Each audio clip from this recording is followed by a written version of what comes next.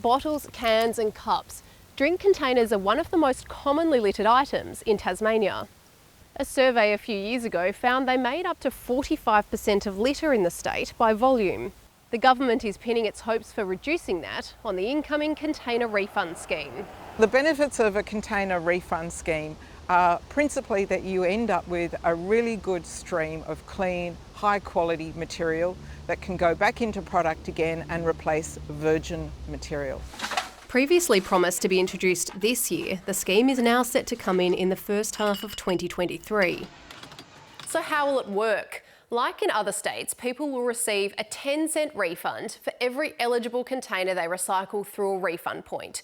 The most commonly littered beverage containers will be accepted, including cans, glass and PET bottles, cartons, juice boxes and poppers, typically between 150ml and 3 litres. Wine and spirit bottles will not be eligible, but Tasmania is involved in national talks about possibly changing that.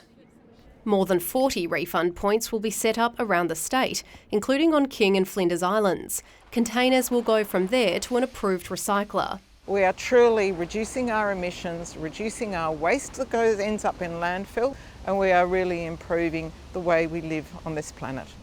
While consumers can pocket the refund, they can instead opt to donate it directly to a charity, sport group or community group. Those organisations can also raise money through collecting containers or operating a refund point. We work with a number of members across the community services industry, and they work with individuals that are experiencing vulnerability and disadvantage, and they're very much looking forward to participating. In South Australia, where a similar scheme began 45 years ago, container recycling provides the bulk of Scouts funding.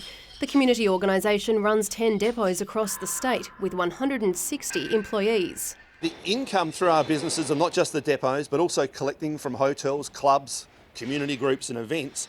We collect about $2 million, the revenue is about $2 million that goes back into scouting each year.